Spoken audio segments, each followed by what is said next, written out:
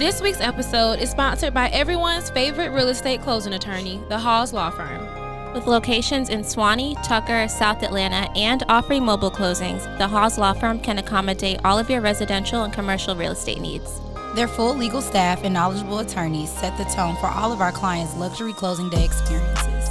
If you're looking for a preferred closing attorney that is flexible, mobile, knowledgeable, and creates a one-of-a-kind experience, make sure you put the Hawes Law Firm on your next contract. Hey everyone, welcome back to another episode of Real Talk Atlanta. We are your hosts, Ashley LeRae, Taisha Renee, Nika W. River the Realtor. Yes, and today we have a really exciting episode because who better to talk about this topic than us, right? No, seriously. Yeah. But before we even get into that, I just wanted to kind of see how you guys were doing, what you guys been up to. You okay, Nika? Life has been lifing. Oh, yeah. I've been on the move. In and I'm out. Tired, but I'm here. Right. We almost at the end of the year, almost at the finish line, you know. But yeah, so for today's episode, this is really exciting because we're talking about real estate teams. Now, we've gotten a lot of questions because if you guys have followed our real estate journey since we first got into this industry, then you would know kind of our experience, our history with real estate teams. So we are the perfect people to talk to you guys about this. Mm-hmm. There are a ton of pros and cons, and we just want to discuss our experiences and things that you should really consider before going into it. If you're a prospective agent or someone who's new in the business, yeah, this is for you. Absolutely. This is for you. Mm-hmm. So I want to start off with the positive because there are a lot of good things about being on a real estate team, right? Mm-hmm. I'm sure that's why we all started. Like for me, I'll say I really wanted that one-on-one training and that mentorship from my team lead. That's what I was looking for when I first started. Mm-hmm. What about you guys? Same. That's probably like the most important. Y'all know I am pro team. Yeah, I am pro team. I am pro real estate team, especially for like new realtors and you have like no idea what to do because real estate is just so intricate. Like you really have to have, I feel like you need that guidance to be successful and to have someone to push you to step out of your boundaries. Mm-hmm. So I think that's also what being on a real estate team with your team lead as well as the other people that are on the team, having those people that surround you and that want to see you do good and that continue to push you and are there to help you as well. And I've used this analogy before. I don't know if it was on the show, but I kind of described it as like college, right? When you go to those like big schools and you're sitting in a lecture hall with 100 people, it's like the teacher is not like, Ashley, Nika, Taisha, how do y'all feel?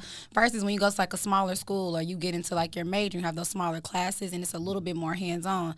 You know your cohort, you know the person that's leading. You get that hands-on experience, and I feel like that's the difference between like being on a team and then just being another member of a brokerage. That like hands-on, you know, one-on-one like connection and experience. Absolutely. And you can definitely learn not only from your team lead, but from your colleagues as well. Yeah. So my thing is what I love most about my team and being on a team is like my team lead is not available. Everyone has like that special something that they know about. So I can go to Taisha, I can go to Ashley for something, I can go to William and other people on my team, but I love that because you don't feel alone. You know, you don't feel alone in this. Everybody's growing, everybody's progressing. We're here to support each other. So it's really big on the in the real estate world because sometimes you do feel so, I'm not doing so great, or you feel like people not, especially people that is not in the real estate world, they can't really relate to your problems. So having that team, I feel like kind of. Yeah, and those losses don't feel as big of a loss. When you can lean over and be like, girl, I did that too. Exactly. And for those of you who don't know, if you just have no idea what we're talking about, so as a real estate agent, you can either work solo, just you're on your own at your brokerage, right? Or you can work under a team where you're working under a more experienced agent who's able to guide you and mentor you throughout your whole process or throughout your transaction. So that's the biggest difference between the two. But I'm also pro team. Y'all know I started off on one team. I ended up switching over to another one. But I feel like when I first started in real estate, I didn't know anything. Like we've said this before, the real estate course does not teach you how to be a realtor, you know? So I really needed that mentorship, someone who's able to kind of pour into me, bring value to me as well as me bring value to their business as well. Right. So don't forget that part. Don't think it's a whole it's a one-way thing. It's definitely give as well. Like you can't expect someone to teach you the game and then you just kind of just sitting over there. Like you have to put in the work as well. Absolutely. To show them that the time that they're putting into you is value. It's worth it. Yeah. For sure. And for me, it's like a team is, it works for me because I kind of need someone to keep me accountable of the goals and the things that I put in place for my real estate journey, for my real estate goals. So having a team just keeps me accountable on the things that I say, okay, this is what I'm going to do. These are the goals that I want to achieve. And I feel like having a team lead, having team colleagues that help me achieve these goals and keep me accountable is super, super helpful for my real estate career. Absolutely. I would say hands-on experience too, right? Because when I first started real estate, I really wasn't on a team. I was kind of like free for all. They said I had a team, but it was still like a free for all. And so like I had never experienced opening a door for a showing or anything like that. And I'm in my first showing like, super, like what is this super? So I feel like when you're on a team, like you get to kind of work with your mentor. They might have you doing showings, but they'll kind of preface everything with, here's what you need to do, this is what you can expect. So then when you do start transitioning into your own business, you're like, oh, I've already done this, or I have experience doing that just from working with the team lead. So that like experience prior to you really navigating your own business, I think is really helpful. Right, because keep in mind we are working with agents who are experienced, and they, while you may not have any clients, they have clients, so you can work with them to help show houses for their clients, or help write some contracts or whatever. Like you just get that hands-on experience, so when you do get your client, you already have some type of experience. And you have to see you have to know your learning style and what works best for you, because I'm definitely someone, I'm not really a visual learner. I really have to do things in order to learn. So when I was on a team, being able to write their offers for them, like you said, show homes, go to listing appointments and see what they do, or even just, there's so much on the back end in terms of what type of systems do they use and processes. So being able to see that, and you want to make sure that you join a team where you want to adopt everything that they're doing within their business. So being under someone who already has that set up, like that helped me a lot. And I want to piggyback of that. As you can adopt to what your team is doing, you also can adapt to it, which means that... Say it again. I like that. No, that's so true. Because I feel like you can kind of see what works and kind of align it to your business. You never want to be a replicate of somebody else's business, right? So you want to be able to see what works, see different things, because their business is out. They want to win their business. And me, I could kind of get inspiration of knowing what's work and kind of implement my own little thing too. Because the end of the day, you want to bring value to your team, of course, right? You want to leave that mark. You want to have your own identity.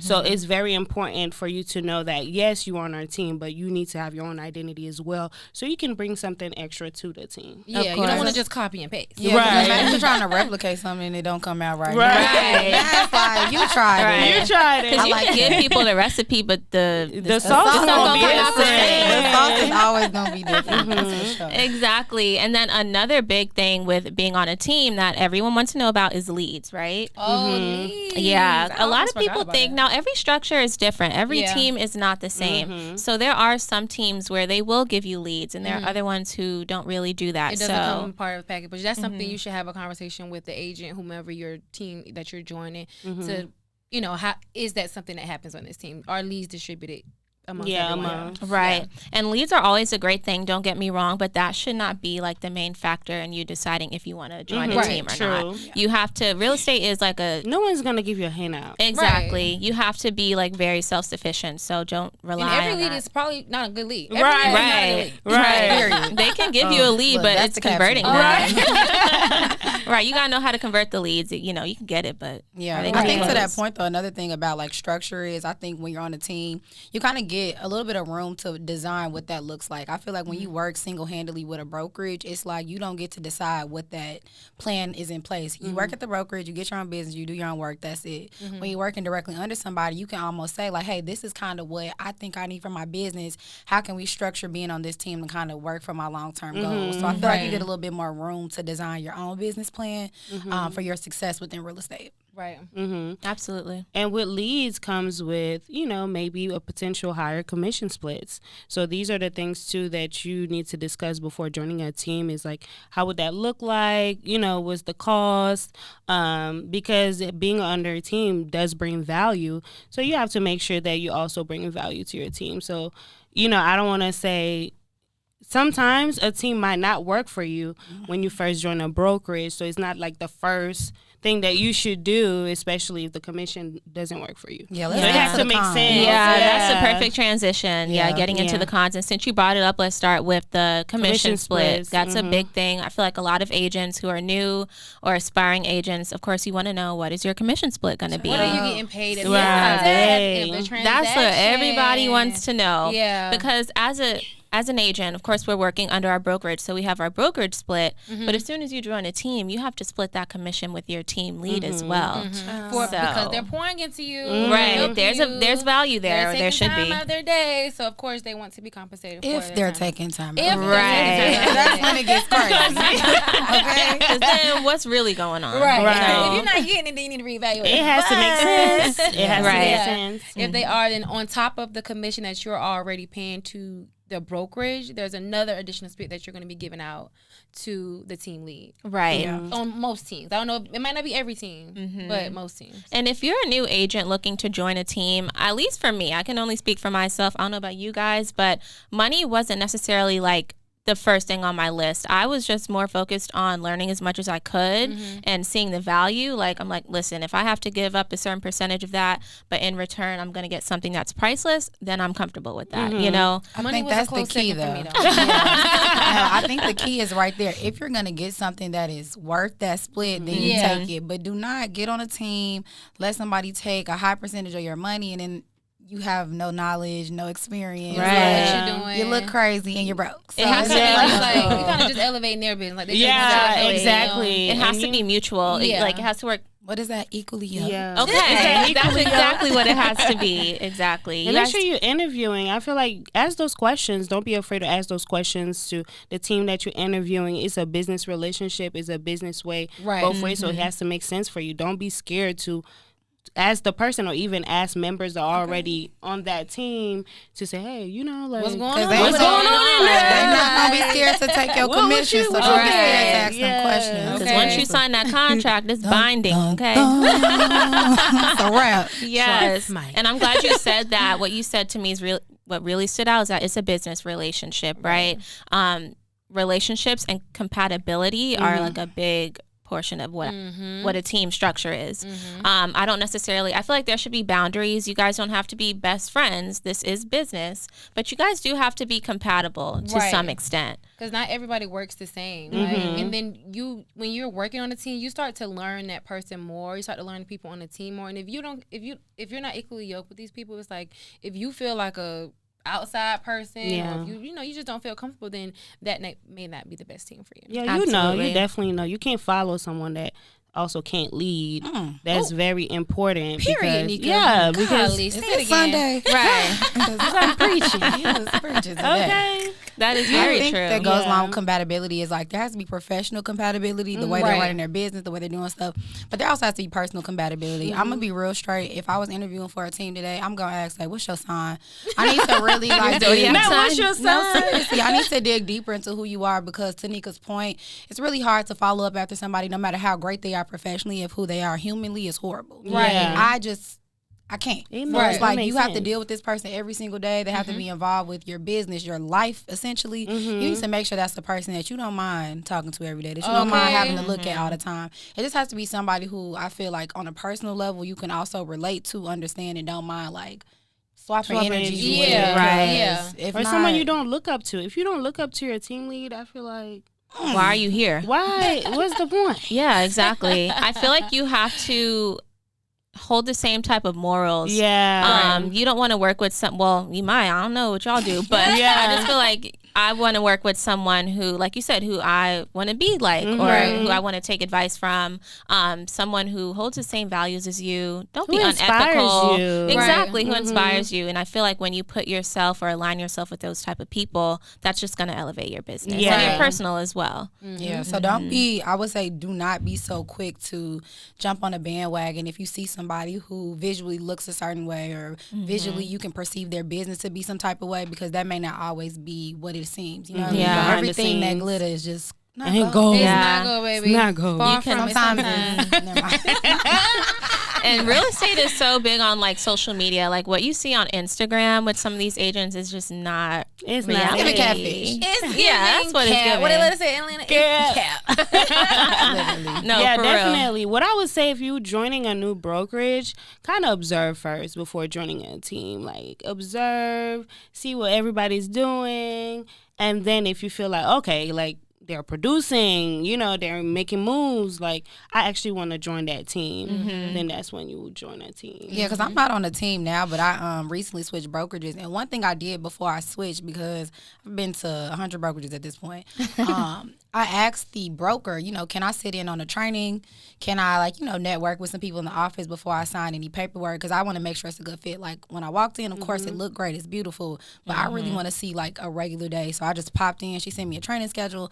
I just picked a random day, didn't even tell her I was coming, and just networked with the people, really saw how they interacted and everything, so I can say, like, you know what, I like the energy. You can tell it's not made up because I just popped in regularly. Right. I love that. You have the option to, like you said, kind of get your feet wet and see what it looks like on a day-to-day before committing. I think that's a really good idea. I think that's really good advice. I'm happy you did that. And when you do that, you're able to kind of see what the team structure is like. Right. Because you have to know if this is something that's even compatible with you, what's going to align with your business. I think team structure is really important.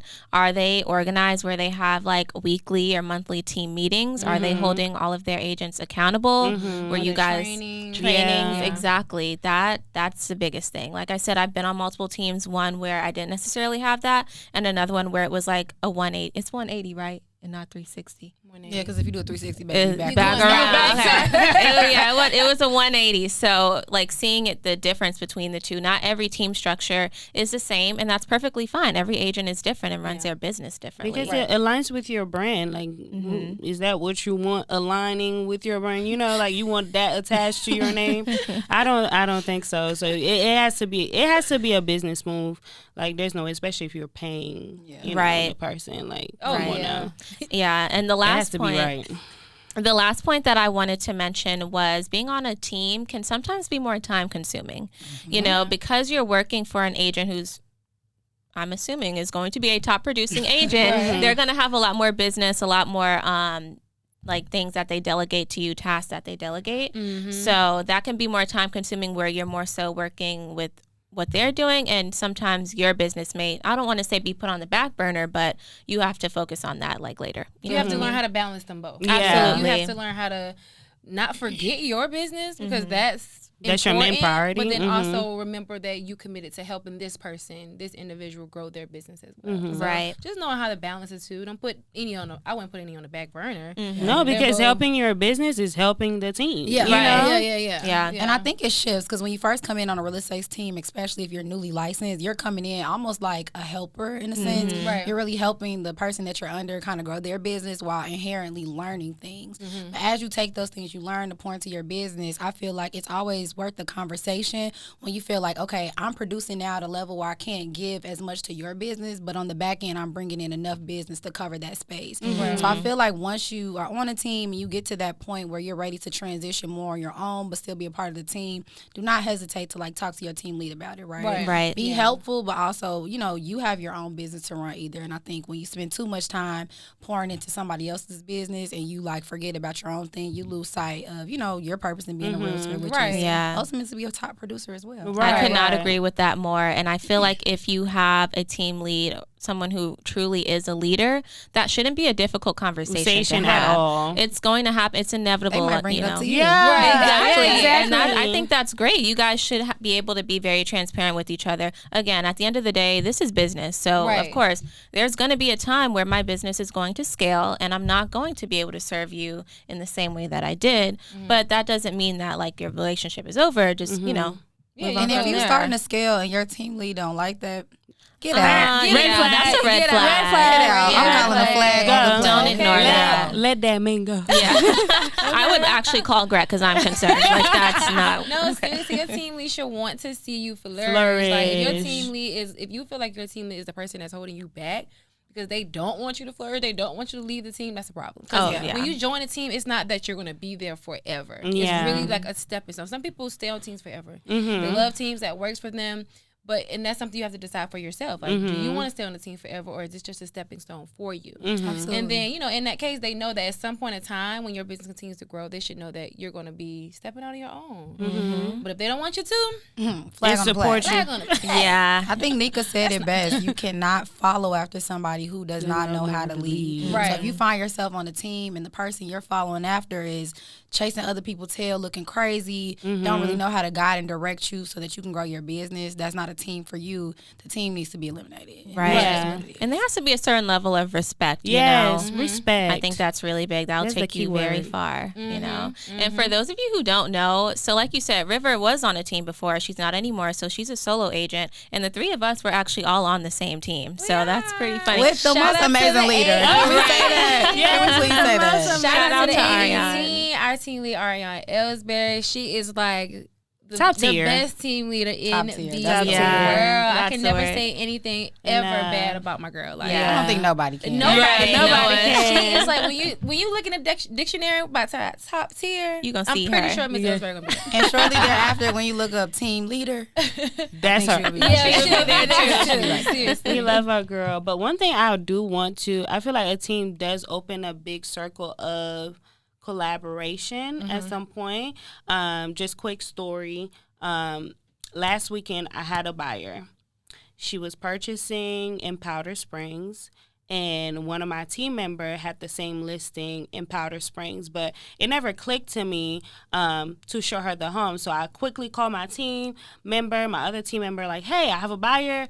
Like, let me go look at the listing and stuff like that. But I feel like just to, I don't know if I'm saying the story right, but just to get to it. But when being on a team also has its advantages when it comes to servicing your clients, because you get access to those listings ahead of time. You get, you know, That like you get to collaboration. negotiate Kinda even like better. our little team here. Yeah, exactly. So it's really, you know, like I love it. Yeah. I see what you're trying to say. Yeah, you get it. That Like, collaboration, like because of our relationships together, we're able to leverage that for certain, deals and stuff. Right. But what I wanted to ask you guys, being that, like I said, River's not on a team anymore, but we are. I personally think that don't let our opinions just kind of steer you, like whether or not to join a team, just because we've all done it. Right. But I feel like if you're kind of debating on whether or not you should do it, I think if you're someone who's transitioning into real estate, like from part-time to full-time, or maybe if you're going in it full-time and let's say you have like dependents, like you have children or something, really kind of figure out what it is that you need in your business. Like would y'all necessarily just take that leap as if you're new, you don't have necessarily any business yet, but you don't know if you want to be on a team or not? Like, what would your advice be? it depends on your personality. Some people just can't work with other people, or they just can't take order or constructive criticism. Ooh, That's gotta be- big. Yeah, like you need to be able to, when someone say, "Hey, Kay, I don't like what you're doing," like you have to internalize it and take that criticism well. So if you that type of person that just can't do that, I don't think a team would be a great fit. I would say for someone trying to join like a real estate team or just kind of debating on whether or not it's a good move for them, my biggest piece of advice is just don't be too hasty and do your research. I feel like I've had multiple experiences on team, some good, some horrific, and all I can say is that if I would have been a little more diligent before, doing what I felt like was super, super right in the moment, it would have just saved me a lot of headache and just saved me a lot of additional stress that I didn't need while growing my business. Right. I didn't necessarily get on a team that influenced my business at all, but I think it kind of steered me in the direction of, okay, I know what I want in my business Right. now, and so kind of feed off of that. So I think just do your research and be very careful about, where you go and who you and what you align with before Right. joining a team. So, Yeah. Turn your L's into lessons. Oh, baby. Absolutely. And did. And wink, wink.